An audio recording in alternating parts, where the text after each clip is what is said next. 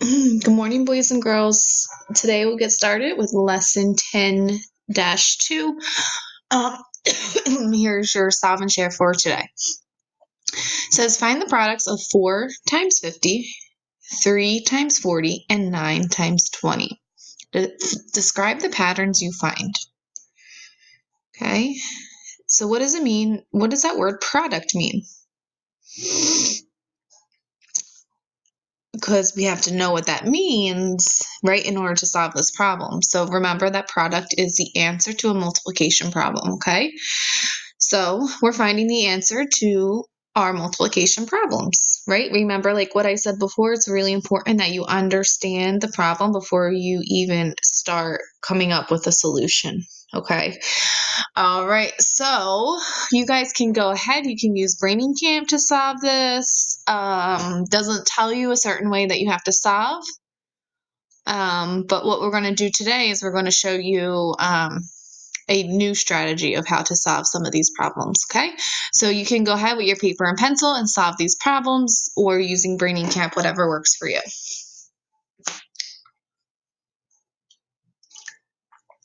All right, if you're not finished, you can hit pause and continue working. What I'm going to do right now is I'm going to show you a solution or a strategy that you could use, let's say. All right, so if I look at 4 times 50, so kind of what we're working on today is using mental math to multiply. Okay, so the beginning of the year and the first half of the year, we worked a lot with multiplication. So you guys should be pretty fluent with your facts, right? Your basic multiplication facts. So if I look at 4 times 50, I'm going to look at the 4. I'm going to multiply my 10. So my 10s are I'm going to multiply my 5 times 4. Okay, what is 5 times 4? I can simply do that in my head. Is 20, so then I'll write 20. And I have that 0 because I have 50, and I add my 0. Okay, now I'm going to go and use the same type of strategy. So 3 times 40, I'm going to do 3 times 4. Okay, which is 12. Right, I can't forget about my 0 in the 40, and I add my 0.